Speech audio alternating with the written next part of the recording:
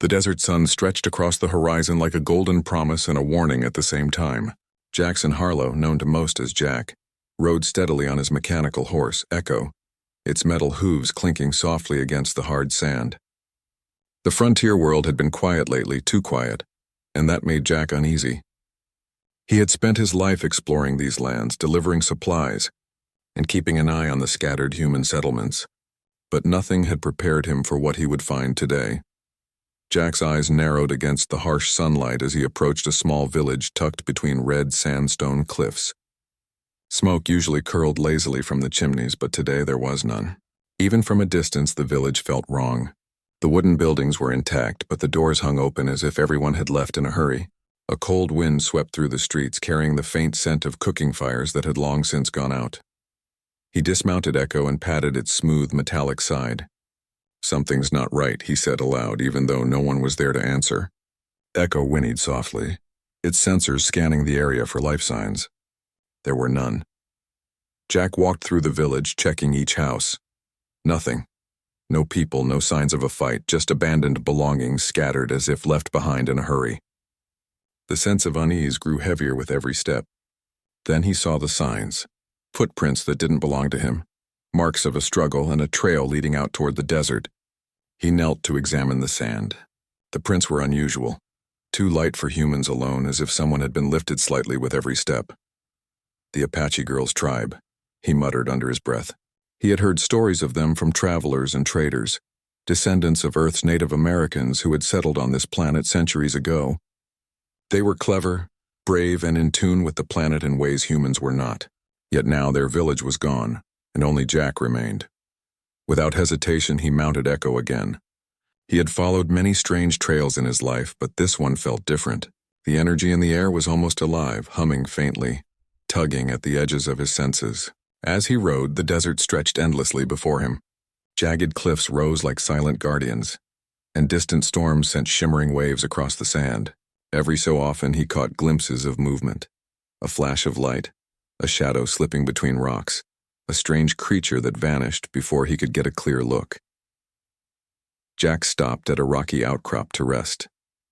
He pulled a small metal device from his satchel, a scanner designed to detect energy anomalies. The readings spiked suddenly, and the air around him shimmered like heat waves on Earth. The strange energy reminded him of the stories he had heard about the tribe experimenting with alien artifacts. The device hummed in his hand, and Jack felt a mix of excitement and fear. He knew the desert held secrets, but some were bigger than he could have imagined. He pressed onward. Days passed, and the trail led him deeper into uncharted territory. Nights were cold, and the alien stars stretched endlessly above him. Jack kept a small fire going, but the desert silence was oppressive. Yet, despite the danger, he felt a strange connection growing inside him, almost as if the desert itself was guiding him. Sometimes he swore he could hear whispers in the wind, soft and urgent, carrying words he could not fully understand. One evening, Jack reached a canyon larger than any he had ever seen. The walls glowed faintly under the twin moons, and the scanner in his hand went wild.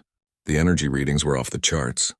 He dismounted Echo and stepped carefully toward the canyon's edge. The air seemed to pulse around him, and a strange warmth spread through his body. Jack realized that whatever had taken the tribe, it was here, hidden somewhere in this vast canyon. He spent the night studying the rocks, the tracks, and the air itself. By morning, he noticed patterns he hadn't seen before. Symbols etched lightly into the canyon walls, almost invisible unless the sunlight hit at just the right angle. They reminded him of maps or instructions, a guide left by the tribe or perhaps by something even older. He traced the symbols with his fingers, and a faint hum filled the air, making his teeth tingle. Jack pressed deeper into the canyon. The shadows grew longer, and the light became strange, bending and twisting in ways that did not make sense. Alien plants with glowing veins lined the rocks, and small creatures with translucent wings flitted about. Everything felt alive and aware of his presence. He paused more than once, listening to the sounds of the canyon, trying to understand what had happened to the tribe. By midday, Jack reached a plateau where the ground opened into a hidden chamber. At its center, half buried in sand and stone, was an artifact unlike anything he had ever seen. It pulsed with a soft blue light, radiating warmth and energy. The scanner went wild and Jack could feel the power in his bones. He knelt and touched the artifact lightly, careful not to trigger anything he didn't understand. The moment his fingers brushed the surface, a surge of energy shot through him, blinding and overwhelming. When he opened his eyes, the canyon looked the same, but Jack knew he was different. His senses were sharper and the air seemed to hum with invisible life. He could sense the presence of the tribe, though not in the same place he was standing. They were elsewhere, in a place layered over this one, separated by the energy of the artifact. Jack realized that they had not simply disappeared. They had been transported to another dimension or timeline, caught in the power of the artifact. Fear mixed with determination in Jack's chest. He was alone, but he could not leave them trapped. He spent hours experimenting with the artifact, touching it, feeling its rhythm, and learning to synchronize his heartbeat with its pulsing energy. Slowly, he began to understand how it worked, though the effort drained him completely.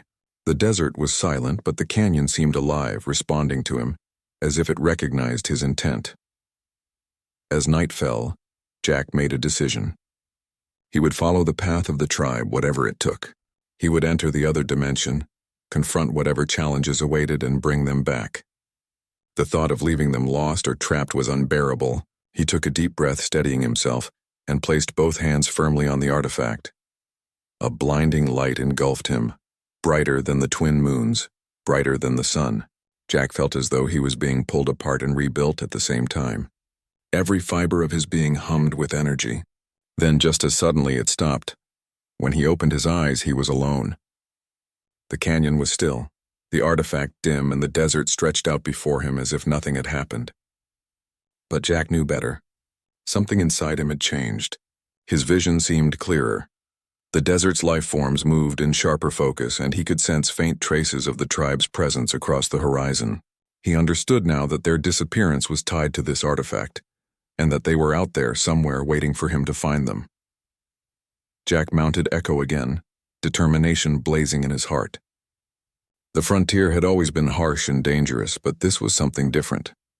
It was a challenge unlike any he had faced before, a puzzle of life, energy, and time itself. He rode forward, ready to face whatever the desert or the artifact would throw at him. The Apache girl's tribe had vanished, but he would not rest until they were found, and when he did, he knew nothing would ever be the same again. Jack rode across the desert, the wind whipping against his face, but this time it felt different. The world seemed sharper, clearer. Colors were brighter, the scent of the sand and plants stronger, and he could hear sounds he had never noticed before. The faint hum of hidden creatures, the whisper of the wind through the rocks, and even the pulse of energy around the planet itself. Echo trotted steadily beneath him, its sensors picking up changes in the environment. But even the mechanical horse seemed to sense that Jack had changed. He returned to the settlement where the tribe had lived, but it looked empty, silent, and ordinary. The colonists, the scattered humans who had remained in the village, eyed him with a mixture of awe and fear. Jack dismounted and approached slowly. They stared at him as though he were no longer a man, and in a way he knew they were right. The artifact had changed him, strengthened him, made him more aware, more capable. "Where have you been?" an older colonist asked, voice trembling.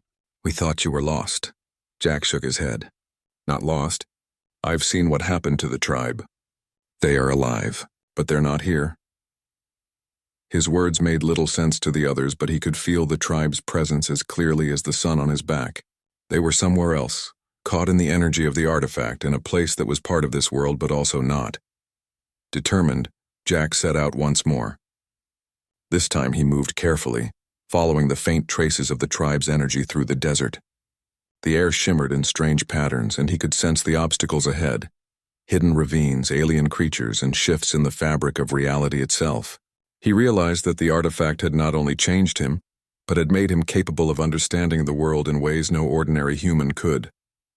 He could see paths that were invisible, feel dangers before they arrived, and sense the subtle rhythms of the desert life around him.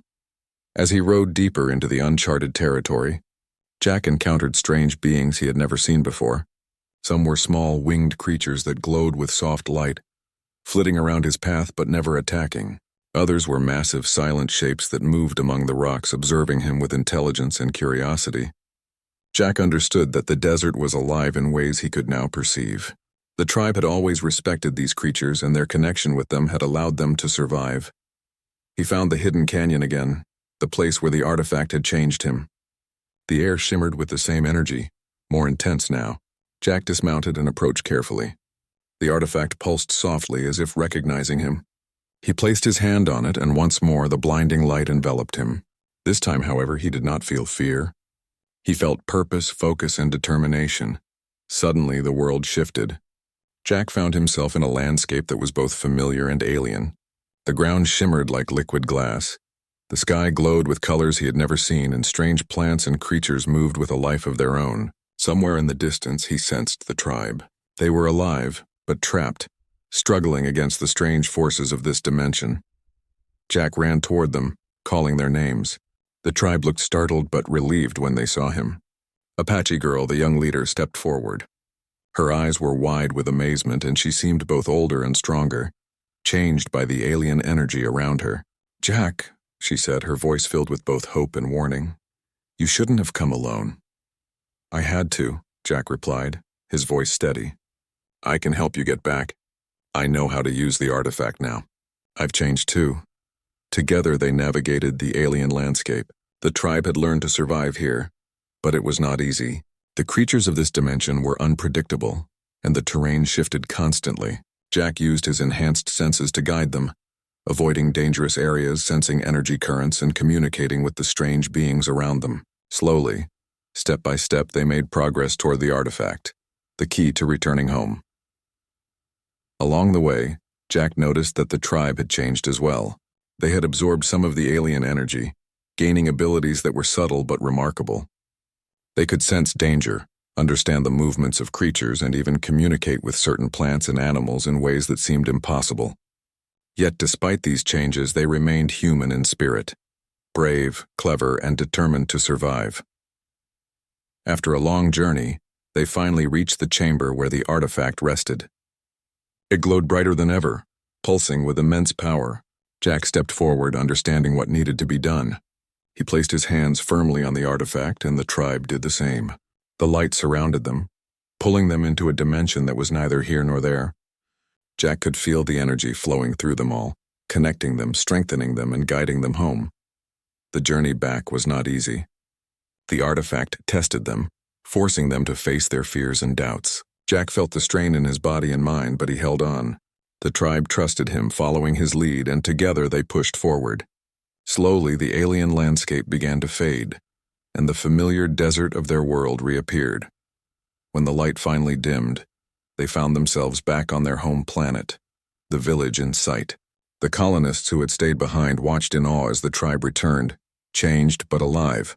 Apache Girl stepped forward, her eyes scanning the horizon. She looked at Jack, and for a moment there was silence. Then she smiled, a mixture of relief and respect. "You did it," she said. "You brought us back." Jack shook his head. "We did it together. None of us could have made it alone." Life in the settlement began to change after that day. The tribe shared their knowledge of the alien dimension, teaching others how to understand and respect the forces around them. Jack became a bridge between humans and this new understanding, using his abilities to guide and protect. The desert world was the same, yet different, full of mysteries, challenges, and possibilities. Jack rode out often, exploring the land and learning more about the strange energy that had changed him. He knew that the artifact was powerful, and that it had the potential to do great good or great harm. But with the tribe's knowledge and his own courage, he was ready to face whatever came next. The frontier was no longer just a place of survival. It was a place of discovery, of growth, and of hope. The Apache Girls' tribe had returned, and they were stronger, wiser, and ready to face the future. And Jack, once a simple cowboy, had become something more, a protector and a guide for a world on the edge of the unknown. Though the desert still held dangers and secrets, the humans and the tribe now faced them together. They had been tested, changed, and strengthened. And as Jack rode beneath the twin moons, the wind carrying the hum of life and energy across the sands, he knew that nothing would ever be the same again, but in the best way possible. The world had opened its doors to them, and they were ready to step through.